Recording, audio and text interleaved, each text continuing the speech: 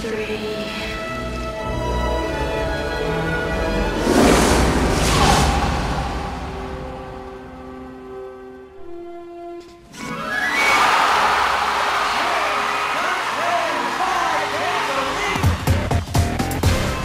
Welcome into the Sittin Sportside podcast NHL playoff, Stanley Cup playoff preview. Is that a sign of things to come or just an intro? You tell me. Will the Ducks win? Well, I'll let you know what I think of that as we go here on the Sittin Sportside podcast. All right, for starters, let's go. With the Western Conference, we'll start with the #1 overall seed, the Chicago Blackhawks. They are in a little bracket with the Minnesota Wild and St. Louis Blues, but they will play the wild card #2 that happens to be from their division, and that's the Nashville Predators in the first round. The Blackhawks look really good this season, while the Predators and newcomer PK Subban with Pekka Rinne in goal look to give the Blackhawks some trouble. I think the Blackhawks are going to win this series in 6 games. Listen, I think the Blackhawks are probably the best team in this playoffs because the most dangerous team in this playoffs because of what they bring from playoff experience and just how good they are. Corey Crawford, while he doesn't strike as much fear in goal as some other goaltenders in this playoffs, I will have to say that the Blackhawks, though, are still the most feared team, the most dangerous team. Well, the Predators, they got past the first round last year, ended up losing to the eventual Western Conference champions Sharks. You got Mike Fisher on that team as well. Will he be healthy enough in the playoffs? That's the question. But I think that PK Subban, the loss of Shea Weber hurts. I think Shea Weber is just better, in my personal opinion, than what Subban is in terms of scoring. And I think that's they're not going to get enough scoring against the Blackhawks. And the Blackhawks really are just too good of a team, I think, offensively, that maybe with the defensive prowess that you see from the Predators, it's going to be too much to handle from the offensive side of the puck. And I think that ultimately means Blackhawks get past them in 6 games, maybe even less. Minnesota Wild go to the Blues. Wild have been good all year. You have Devon Dubinic, who've been very good. And I think the Blues have quietly been okay, obviously led by Vladimir Tarasenko. The goaltending on that side, though, Jake Allen, is he going to be good enough? I don't know. I really don't know if Jake Allen is going to be up to the test in the playoffs against a good Wild team in Zach Parise, among others. So what will the Blues do if they get behind? I mean, Eric Stahl has been fantastic for the Wild, but I think that the defense there with Ryan Sutter, they're just too good enough defensively to be able to hold leads and get to the next round. While we go to the Blackhawks versus the Wild, like I said, the Blackhawks are too good. I think the Blackhawks are going to be good enough to get past both Predators and then eventually the Minnesota Wild. But I think if Devon Dubinic has any say in it, he might be a huge reason why we see a very good semifinal there, because he can carry a team on his back against a Blackhawks team. But ultimately, I'm not sure he can do that, and that's why I'm picking the Blackhawks to get to the conference finals. Let's go to the other part of the Western Conference, in the Anaheim Ducks. They'll face the first wild card Calgary Flames, also from their division, the Pacific Division. Ducks are really, really good, and they've been a hot team as of late. The importance of Ryan Getzlaf can't be stressed enough, but ultimately, when they traded Frederik Andersen, they were able to let John Gibson take over in goal. And he's done a very good job this year. A 2.22 goals against average, save percentage just a little north of .920. So he's been very solid for the Anaheim Ducks. Calgary Flames, and this is nothing against the Calgary Flames, but there's just not been enough for me with the Calgary Flames in terms of star power. And I know you're looking at me like, oh, well, I'm not a super fan of hockey. I love watching hockey, but I wouldn't call myself a super fan because I don't know everything about it. When you look at the Calgary Flames, I couldn't tell you really much about them. Maybe a little bit. Their points leader, Johnny Gaudreau. I know who Kari Ramo is. He's no longer really their goalie, as it goes to Chad Johnson and Brian Elliott. And Chad Johnson, to me, he was always a football player, and I remember thinking about, hearing about him a few years ago. And to be honest with you, Chad Johnson, to me, he was always a goalie on a bad team, whether it was the Sabres or the Islanders or whatnot. He was never really a good enough goalkeeper. Goaltender, excuse me. And while Brian Elliott will get most of the starts, I'm not even sure Elliott is good enough in goal to get the job done for the Calgary Flames. Not enough star power for me there. Give me the Ducks in that one. Sharks Oilers. I'm a big Sharks fan, so I'm very biased. But guess what? I'm not going to go with my bias here. I'm actually going to pick the Edmonton Oilers to win. Look, Connor McDavid's a star. He's going to have to show why he's a star in this league. And he's a really good young player. They got a lot of good players on that team, the Oilers do. Leon Draisaitl. Oh, man, I butchered that name. But he's a very good player for them on that line, front line. Connor McDavid just was so good for them this year that he's just going to come out and have a coming out party in the playoffs for those who may not still know who he is. Jordan Eberle has been able to take a back seat and be a good player for them. Milan Lucic, very important. Ryan Nugent-Hopkins, another top draft pick that just really has benefited from this. Now, the goalie here, Cam Talbot, who's been a very big, important part of this team. And I think that, he was behind Lundqvist for all those years. While Lundqvist has never won anything, we'll get to him in a little bit.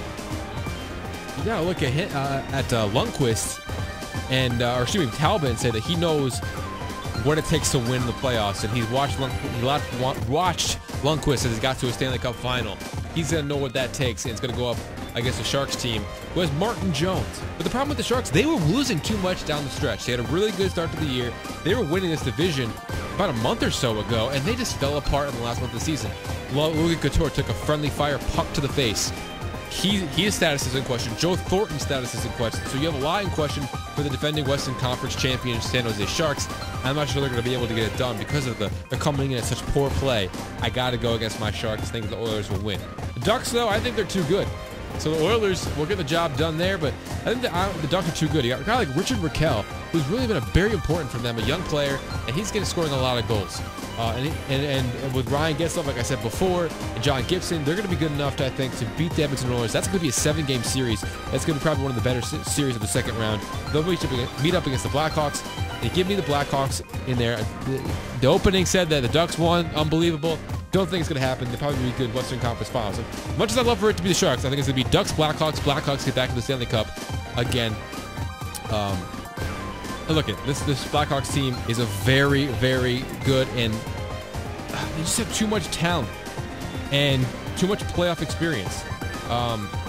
They won this thing 3 times in 5 years, now 3 times in 6 years. So I guess you could even say that maybe by that logic, this is the year.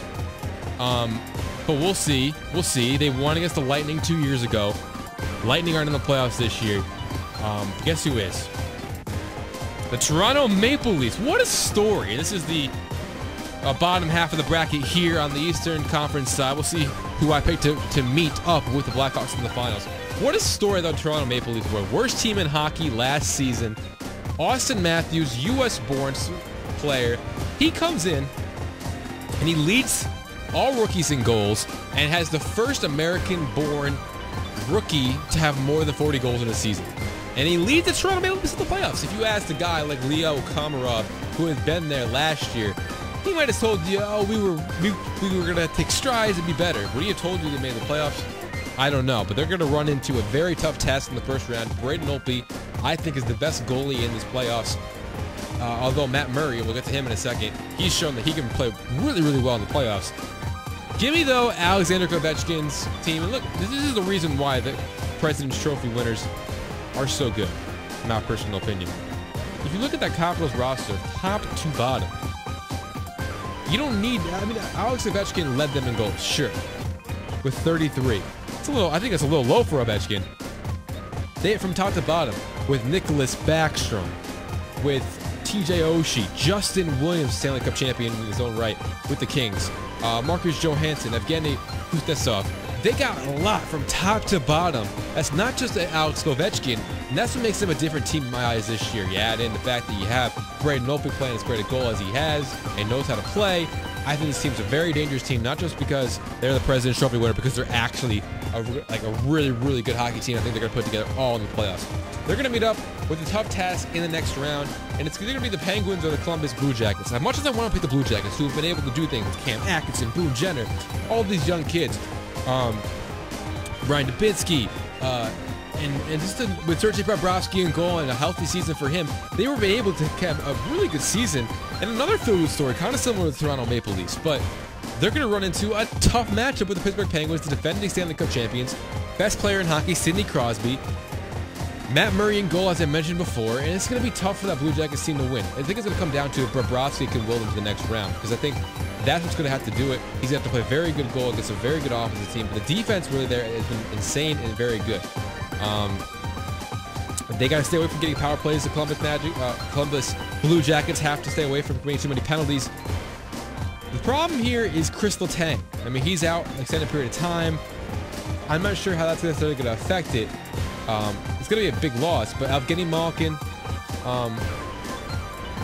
he needs to be back to the position that he had been in the playoffs. It's going to be important for him, along with Crosby, to do well. Phil Kessel, obviously, a big part of this team.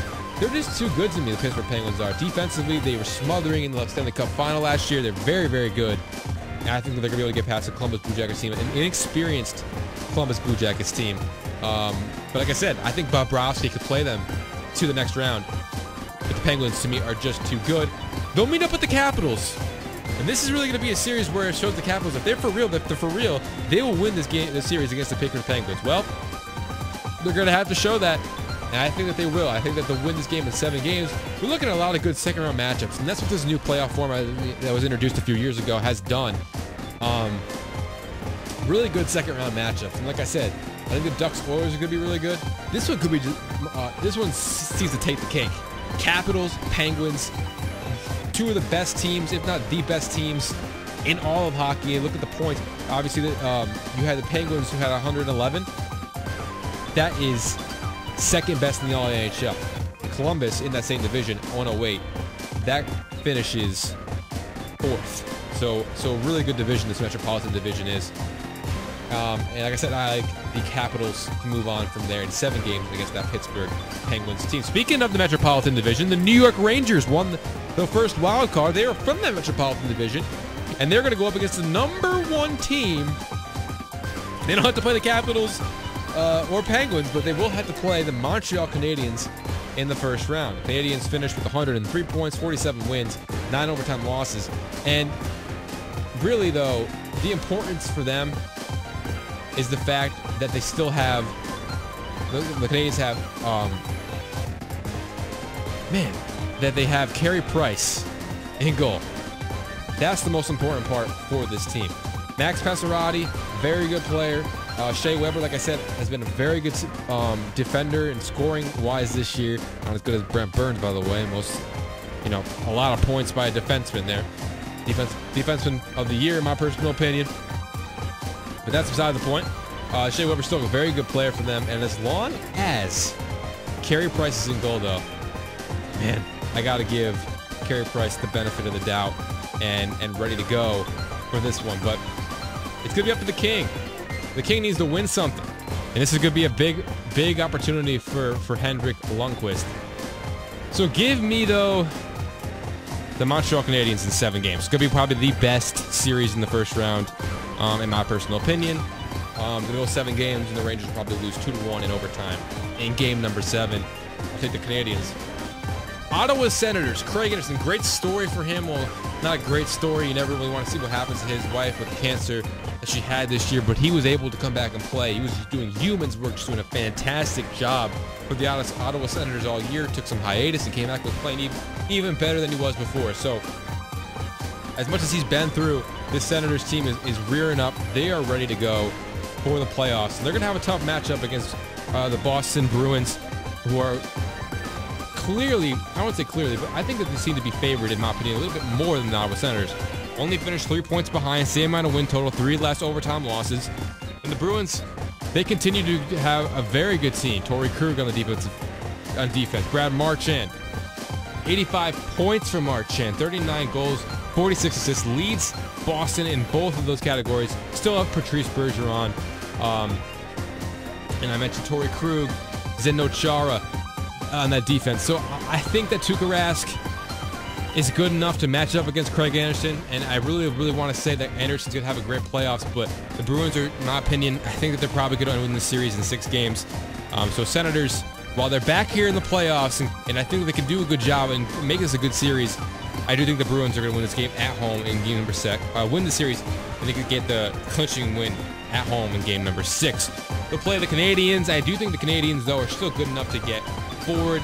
I'm going to pick the Bruins, though. I think the Bruins are going to be able to get past them. They're just too good enough of a, they're one of the original teams, and they're just historically a great team. Give me the Bruins moving into the semifinal against the Capitals. Who will meet up with the Blackhawks? I think it's going to be the Capitals. Listen, I really love Braden Opie. I really love Alex Ovechkin along with TJ Oshie and Nicholas Backstrom on that Capitals team. So I'm going to go with the Capitals. You already know when I'm talking about the Capitals. They're just a complete team. And it's going to be all about that defense, though, in the finals. It's going to be important against the Blackhawks. Who do I think will win? I'm going with the Chicago Blackhawks to win. Like I said, 4th time in 7 years. This is a dynasty team, and I think that they're a team that's destined to be a dynasty. Patrick Kane, Jonathan Taves. I mean, these guys are just going to go down in lore in Chicago. They're sick of hearing about the Cubs because they're the real team that's a dynasty there.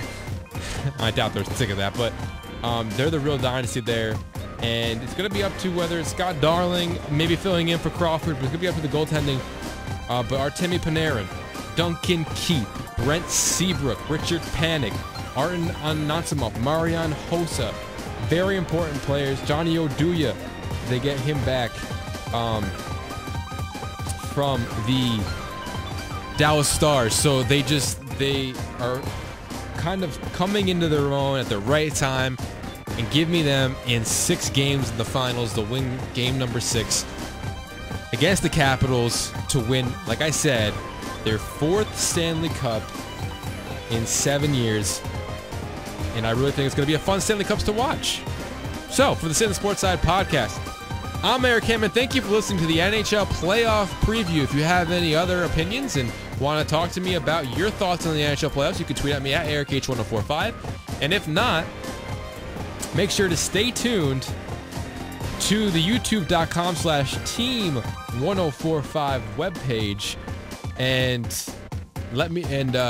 listen to other Sittin Sportside podcasts. We have one out there on the NBA playoffs, our initial reactions on those, and the NBA MVP talks. We also have our early season reaction to the MLB season. We'll have more coming out in the coming weeks, so I thank you for listening to this Sittin Sportside podcast, and thank you for tuning in to 1045theteam.com. I'm Eric Handman. We'll see you next time. Can't wait.